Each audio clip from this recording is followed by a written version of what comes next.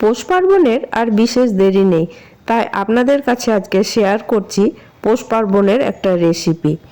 নমস্কার বন্ধুরা, রিনার রসুই আপনাদের সবাইকে স্বাগত। তো আজকে আমি আপনাদের তৈরি করে দেখাচ্ছি সুজির ক্ষীরপুলি। প্রথমে আমি একটা পুর তৈরি করে নিচ্ছি। তার জন্য নিয়েছি 100 গ্রাম মতো ক্ষীর, একটা কোরানো নারকেল আর 200 গ্রাম চিনি। এই তিনটিকে মিশিয়ে আমি একটা পুর বানাবো। এইভাবে পুর বানালে পুরের টেস্ট দারুণ হয়। যে কোনো পিঠেই এই পুরটা আপনি ব্যবহার করতে পারবেন। দারুণ টেস্টি এই পুর, কারণ এতে ক্ষীর দেয়া আছে। তিনটে জিনিসকে আমি একসাথে নিয়ে হাত দিয়ে একটু চটকে নিচ্ছি, তাহলে চিনি থেকে জল বেরোতে শুরু করবে। তারপরে গ্যাসটা জ্বেলে দেব। চটকানো হয়ে গেছে, এবারে গ্যাসটা জ্বেলে দিচ্ছি। একদম লো টু মিডিয়ামে আমি এই পুরটা বানাবো, কারণ খুব বেশি জোর দিলে তলায় লেগে যাবে, রঙটা একদম লাল হয়ে যাবে। দেখুন চিনি থেকে অনেকটাই জল বেরিয়েছে। এবারে একদম লোতে রেখে রান্নাটা করব, কারণ এটা আমি স্টিলের কড়াইয়ে রান্না করছি, এতে তাড়াতাড়ি ধরে যায়, ওই জন্য একদম লো রেখে করছি। পুরটা রেডি হয়ে গেছে প্রায়। এবারে এর মধ্যে একটুখানি এলাচ গুঁড়ো ছড়িয়ে দেব, তাহলে এই পুরের গন্ধটা বেশ সুন্দর হবে। চলুন এটাকে এবার আমি নামিয়ে রেখে দিচ্ছি, তারপরে অন্য কাজগুলো করে নিই। পুলি তৈরি করার জন্য এখানে নিয়েছি আমি হাফ কাপ সুজি। এই সুজিটাকে দুধ দিয়ে 5 থেকে 7 মিনিট আমি ভিজিয়ে রাখবো, তার জন্য হাফ কাপ দুধ নিয়েছি। দুধটা অল্প অল্প করে ঢেলে সুজিটায় মেশাবো, তারপরে একটা ঢাকা দিয়ে আমি 5-7 মিনিট রেখে দেব। দেখুন প্রথমে অল্প দুধ দিয়েছি, এবার টাইট লাগছে, এবারে বাকি দুধটাও আমি এর মধ্যে দিয়ে দিচ্ছি। আবারও ভালোভাবে মিশিয়ে নিয়ে একটা ঢাকা চাপা দিয়ে দিচ্ছি। 7 মিনিট বাদে ফিরে এলাম। এবার ঢাকাটা খুলে দেখি সুজিটা কেমন হয়েছে। দেখুন সুজিটা অনেকটাই ফুলে উঠেছে, দুধটাও অনেকটা টেনে নিয়েছে। আবারও গ্যাসের মধ্যে একটা কড়াই বসিয়ে দিলাম, আর তার মধ্যে দিয়ে দিচ্ছি আধখানা কোরানো নারকেল আর 100 গ্রাম মতো খেজুরের পাটালি গুড়টাকে হাত দিয়ে আমি একটু ভেঙে নিচ্ছি, তারপরে গ্যাসটা জ্বেলে দেব। গ্যাসটা আমি লো টু মিডিয়ামে রেখেছি। এবার নারকেল আর গুড় থেকে জল বেরোতে শুরু করছে, আর এর মধ্যে দিয়ে দেব ভিজিয়ে রাখা সুজিটা।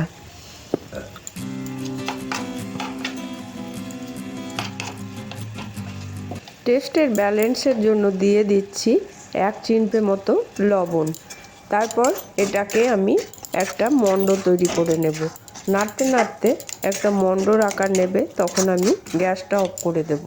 তবে সুজিটাকে খুব শক্ত করা যাবে না, একটু নরম থাকতে নামিয়ে অন্য একটা প্লেটে রেখে দিতে হবে, নাহলে যখন আমি পিঠেগুলো বানাবো তখন একটু অসুবিধা হবে। দেখুন মণ্ডটা প্রায় তৈরি হয়ে গেছে।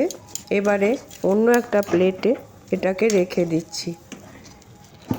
সুজির মণ্ডটা আমি একটা প্লেটে তুলে রাখলাম, আর ওই গ্যাসের মধ্যে আর একটা কড়াই বসিয়ে দিলাম দুধ জাল দেওয়ার জন্য। এখানে আমি মেজারিং কাপের 2.5 কাপ মতো দুধ নিয়েছি, ওজনে 500 থেকে 600 হবে। এবার দুধটাকে খুব ভালোভাবে ফুটিয়ে নিতে হবে। এর মধ্যে দিয়ে দিচ্ছি 2টো তেজপাতা আর 2টো এলাচ ফাটিয়ে। এবারে দুধটা ফুটে ঘন হতে থাকুক, আমি পিঠেগুলো বানিয়ে নিই। এই সুজির মণ্ডর মধ্যে নারকেল খেজুর গুড় দুটোই দেয়া আছে, এতে পুর না ভরলেও চলে, তবে আমার মনে হয় অল্প একটু পুর ভরে দিলে পিঠেটা ভীষণ নরম হয়। আমি এইভাবেই করে থাকি, পিঠেগুলো নরম তুলতুলে হয়। সুজির মণ্ডটাকে আমি আবারও একটু ভালোভাবে মেখে নিচ্ছি, তারপরে পিঠেগুলো বানিয়ে নেব। এবারে হাতের মধ্যে একটুখানি ঘি মাখিয়ে নিলাম পিঠেগুলো বানিয়ে নেওয়ার জন্য। ছোট ছোট করে গোল করে নেব, তারপরে বাটির মতো করে আমি যে পুরটা করে রেখেছি এই পুরটা অল্প করে ভরে দেব। পুরটা ভরে মুখটাকে মুড়ে নিয়ে আমি হাত দিয়ে একটু লম্বাটে করে নেব, তাহলেই পিঠে তৈরি। এইভাবে সব পিঠেগুলোই আমি তৈরি করে নিচ্ছি।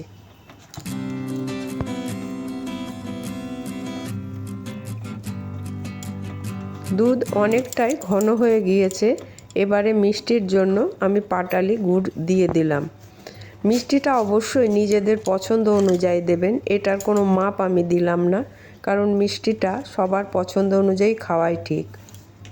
দুধটা আমি আর একটু জাল দিয়ে নিচ্ছি, যাতে দুধটা আরও একটু ঘন হয়, কারণ পিঠে দিয়ে বেশিক্ষণ ফোটানোর দরকার নেই।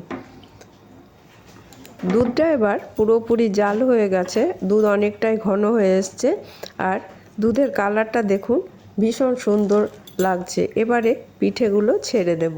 পিঠেগুলো দিয়ে 5 মিনিট মিডিয়াম আঁচে ফোটালেই তৈরি হয়ে গেল সুজির ক্ষীরপুলি। সুজির ক্ষীরপুলির রেসিপি আপনাদের কেমন লাগলো? যদি ভালো লেগে থাকে পৌষ সংক্রান্তিতে অবশ্যই একবার বানিয়ে খেয়ে দেখবেন। অবশ্যই একটা লাইক, কমেন্ট ও শেয়ার করে দেবেন।